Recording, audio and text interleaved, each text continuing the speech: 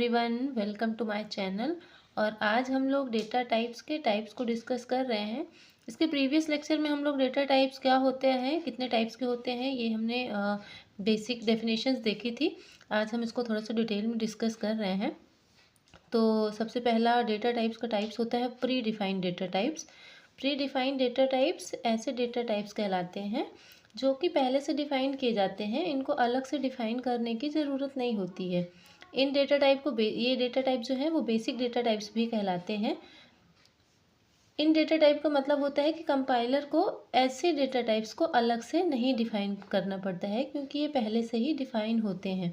इसलिए ये pre defined data types या प्रिमिटिव डेटा टाइप कहलाते हैं, या फिर फंडामेंटल डेटा टाइप्स भी इन्हें कहा जाता है।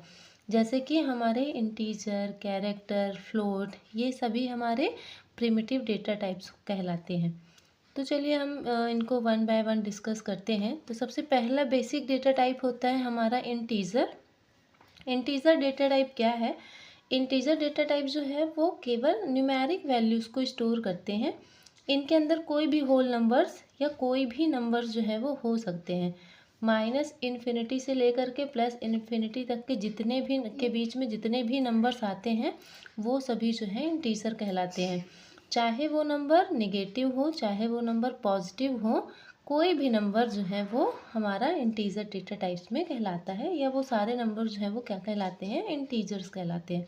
जैसे एग्जांपल्स में यहाँ पर लिखा हुआ है, चाहे वो 0 हो, 10 हो, 105 हो, या -15 हो, या -103 हो, तो कोई भी पॉजिटिव या कोई भी निगेटिव नंबर या कोई भी होल नंबर जो हैं वो हमारे इंटीजर्स कहलाते हैं। तो ऐसे डेटा टाइप्स जो होते हैं जो सिर्फ केवल न्यूमेरिक वैल्यूज़ स्टोर करें वो कहलाते हैं इंटीजर डेटा टाइप। इसका सिंटैक्स होता है किस तरीके से इंटीजर डेटा टाइप को डिक्लेयर किया जाता है। तो यहाँ पर इंटीजर डेटा टाइप का नाम लिखना है, यहाँ पर वेरिएबल नेम लिखना है।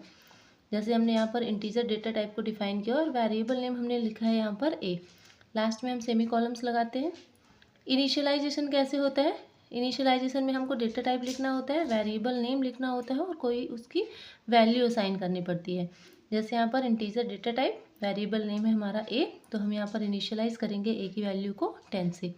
तो ये होता है डिक्लेरेशन और ये होता है इनिशियलाइजेशन।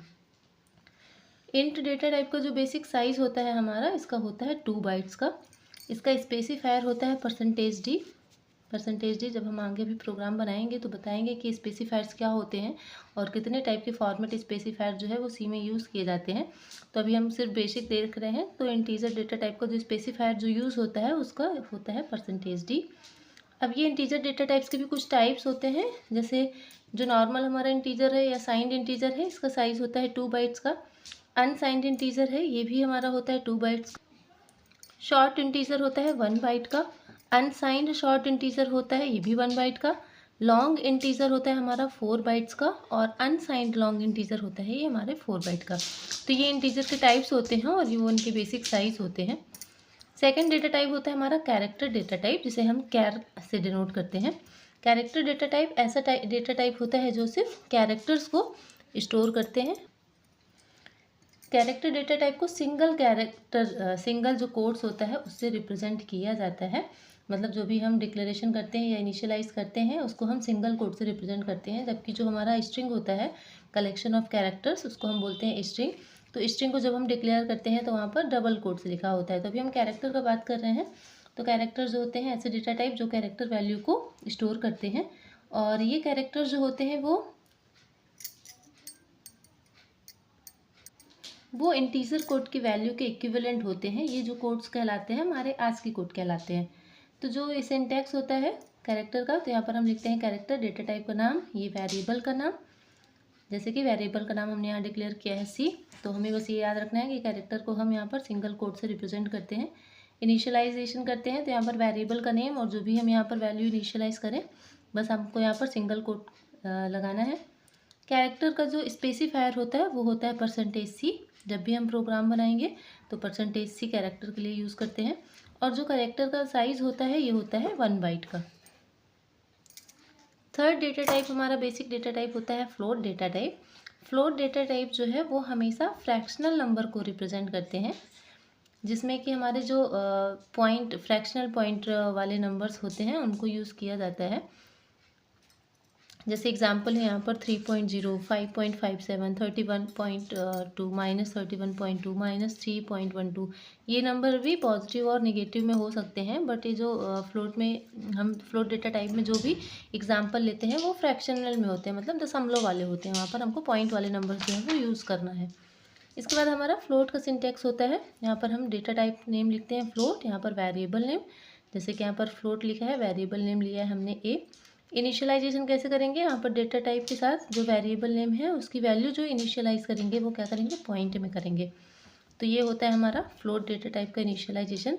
स्पेसिफायर होता है फ्लोट के लिए %f, और जो साइज़ होता है फ्लोट का ये होता है बेसिक साइज़ इसका 4 बाइट्स का। और फ्लोट डेटा टाइप में भी इसके कुछ टाइप्स होते हैं, जैसे जो नॉर्मल फ्लोट होता है वो होता है हमारा 4 बाइट्स का।